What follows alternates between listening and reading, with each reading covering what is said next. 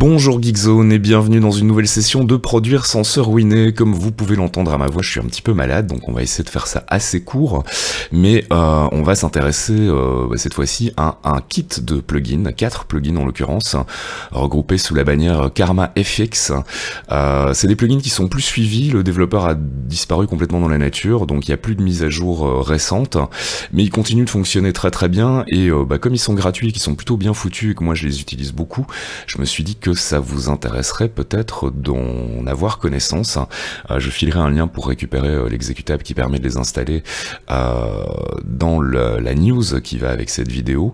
Je signale juste d'entrée de jeu que ce sont des plugins qui n'existent malheureusement que pour Windows, donc pas de version Mac OS X ou Linux à se mettre sous la dent. Enfin, cela dit, il y a peut-être moyen de les faire tourner avec des émulateurs, mais je ne m'y risquerais pas si j'étais vous. On va les passer très rapidement en revue. Donc il y a un kit de 4 plugins de base avec un delay, une reverb, un filtre et un EQ.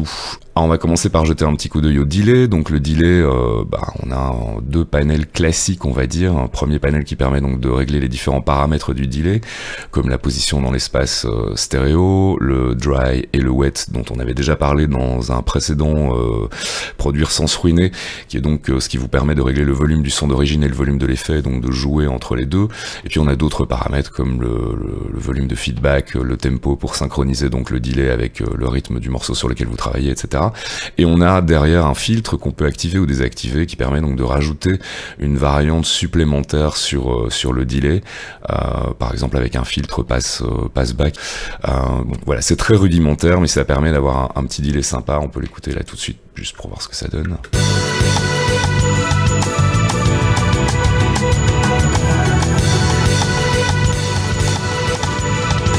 Voilà, et puis on peut faire des choses un petit peu plus complexes. Là vous entendez derrière le filtre qui se met en route. Donc voilà, ça c'est pour le delay. Alors du côté de la reverb, c'est plus ou moins la même chose. On a 3 panneaux principaux. Un panneau verb qui permet donc de régler les caractéristiques de la réverbération. Un panneau mix qui permet donc de jouer sur le côté dry, wet, etc. Ce qu'on a déjà vu tout à l'heure. Et puis là aussi, on a un filtre qu'on peut rajouter derrière.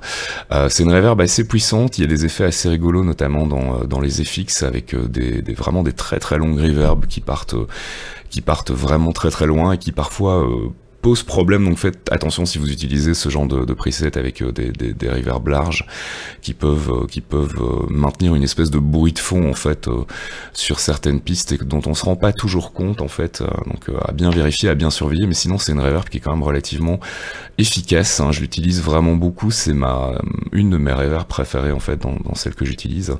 Ensuite on a l'EQ. Alors l'EQ, c'est un EQ traditionnel aussi, avec donc on règle le paramétrage des différentes fréquences. On peut changer en fait la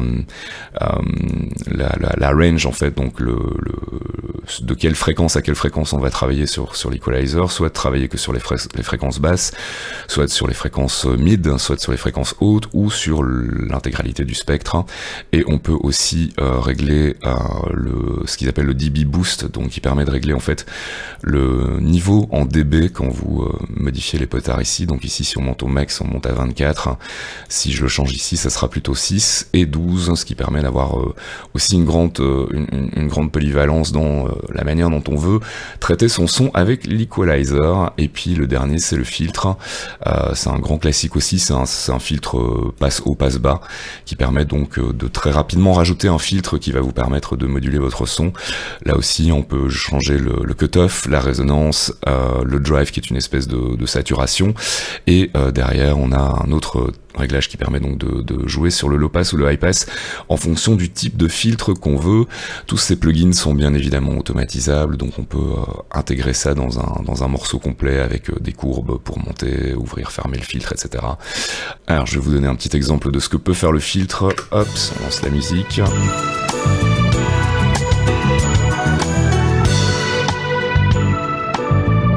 Voilà, c'est un filtre classique, mais toujours efficace pour faire des petits breaks assez sympas. Voilà donc Karma FX avec donc un equalizer, un delay, une reverb et un filtre. Je vous file le lien dans la description ci-dessous et comme ça vous pourrez aller faire mumuse avec aussi. Et on se retrouve la prochaine fois pour une nouvelle session de Produire sans se ruiner. Ciao Geekzone.